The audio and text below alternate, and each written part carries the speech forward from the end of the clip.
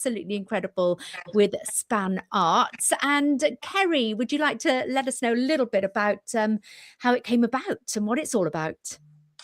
Yeah, so it came about over a manic mum chat over a cold cup of coffee. Me and Harad were both chatting. I've obviously been very open in the past about my bipolar diagnosis, and Harad had a post-natal depression diagnosis, sort of unbeknown to her at the time.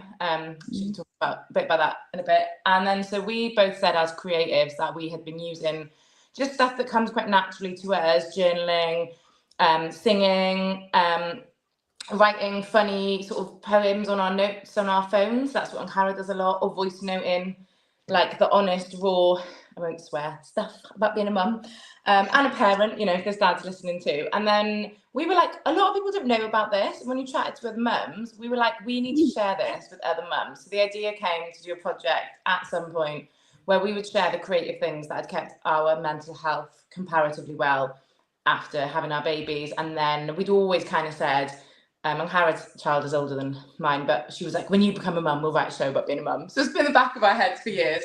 And then it was kind of like fate did its thing, and there was a pot of money with Span Arts and Unlimited who fund neurodiverse, disabled and or deaf artists. So Harad and I applied for that, both being neurodiverse mamas. And Ashe, my son, was 12 weeks old when we saw the pot of money.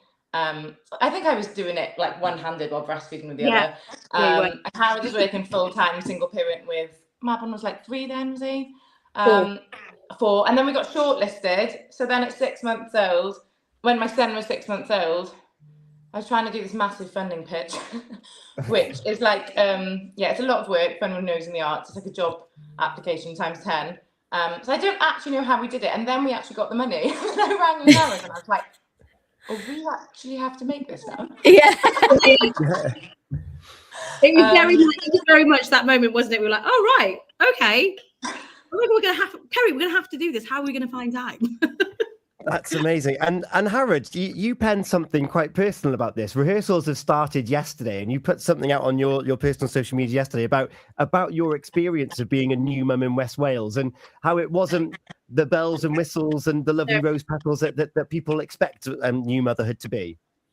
Yeah, I think that's it, isn't it? It's like when you're in Pembrokeshire, I think there's this kind of this little saying where you go like, what we lack in kind of services and support, we make up for the beautiful landscape around us. But in reality, that doesn't match. And I became a new mum during kind of just at the tail end of the pandemic, and that kind of support and isolate. You know, I felt very isolated during that time within myself. And I think what I was offered mindfulness courses, which I'm really grateful for, and grateful that those services are there, with perinatal and other organisations in Pembrokeshire. But during that time, I just felt was missing was something more tangible, more in person. So it's quite hard to do a mindfulness course on Zoom when you've got a baby next to you and you're kind of like your mind is racing, and all you're searching for is that connection to be with other parents. So this is tough. I get it. You're not alone. Your thoughts aren't scary. They feel scary, but you can say them out loud. So it kind of sat with me for quite a few years of like kind of going, what can there be? What can I do? Been chatting to a lot of parents over the years, I worked on a residency with National Theatre Wales to discuss these conversations. So it's kind of been in the making for quite a long time. And, with Ceri's work, Ceri works a lot surrounding with mental health as well. And, becoming a mum, it kind of came together. But the projects really came from a place of, lived experiences of going, actually, what can we do? Can we offer space where children are welcome, but parents are focused on doing things which can take their mind off kind of just sitting there over a cuppa? And that's where we started thinking, actually, let's do poetry, let's do storytelling, let's do movement. And there were low risk workshops. So, we allowed that kind of space to move around and be distracted and sometimes not right and just be there in the space. So yeah, that's where it kind of came about. And it's quite full circle. Sorry, I've just got my mum. Do you know what? This is it. My mum's just popping in to come and get Mab on to take him to I love that. Whilst your mum does that, Gina, you're a mum in West Wales. What's been your experiences, and what kind of thing are you trying to look at from someone who's developing this show around real lived experiences? Yeah, well, I had my children now are older, but when I was a new mum, I had two children with 14 months apart, so it was very, very difficult, you know. And I just embraced all of these groups that were available, and that was just, it was brilliant for me with you know, mental health, trying to deal with trying to work, trying to deal with my two new children as well, and just having other parents around, just to have that cuppa, you know, you have that cuppa and all of these things, because you're never ready for this, and you need that time away from your surroundings, just to get out and about, have that cuppa and have those conversations. And actually, the more you have those conversations, you realize that other mums are probably feeling or parents are feeling the same as you. And we are very, very lucky to have all these services. And I just want to say to new mums out there, if you are, you know, you've got your new babies and you're not getting out and about, and sometimes it's that confidence, isn't it, just to get out of the house and to walk into that room with other new parents, it's a real, just go and push yourself to do it, because I think you will be very thankful if you do, and you realize that you're not alone with maybe the thoughts that you've got and the things that you're going through. And I think we're all nodding at that, because we can, like, yes, we know that's right. Oh, 100%. And just want to jump in there, Ceri, very quickly. I went to my first baby massage yesterday, and the best bit was the 20 minutes of talking at the end with a cup of tea, by far. And Ceri, that's kind of where this show has been born out of. You held these sessions, you filmed them, you're in the rehearsal room, bringing these moments back to life in a theatrical style. Tell us more about the rehearsal and what we can expect on the 14th.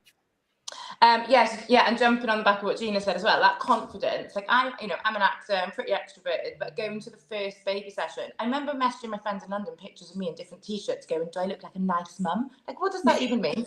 But like, you know, you don't know who you are, and something that the show explores is this term matrescence, which means becoming a mother. And there's actually a term patrescence for fathers, because you are like a whole new person. You're not just you with a baby, you are literally this other being. Like, well, 3 people born that day, you know, the 2 parents and the child.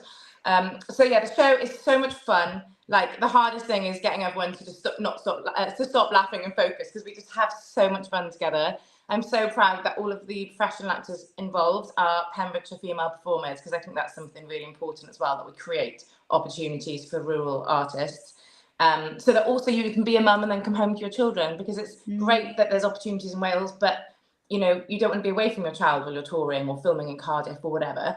But yes, it's a lot of fun. There's singing, there's movement. I wouldn't say dance, there's movement, lots of tongue in cheek. It's serious, and it's, you know, it looks at postnatal depression, it looks at loss of identity, it looks at also the funny physical changes.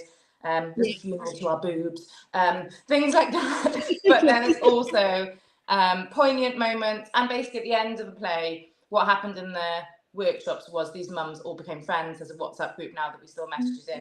Some of the mums meet up outside of it.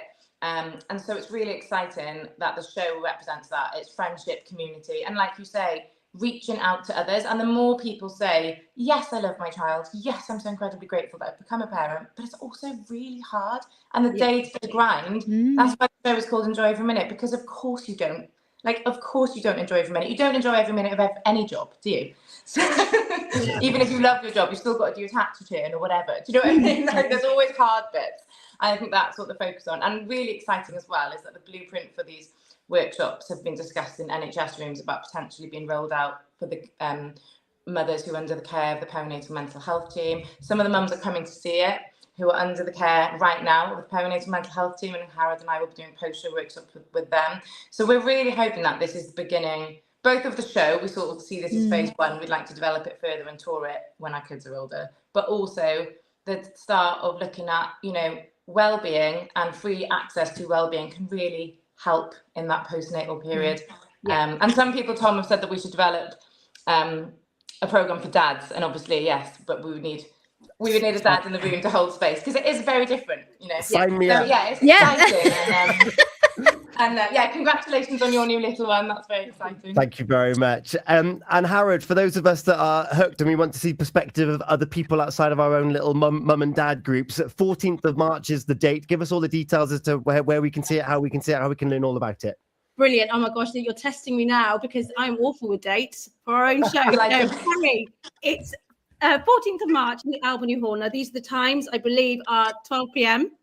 and 4 p.m. So you can find out all the I'm glad I got that right.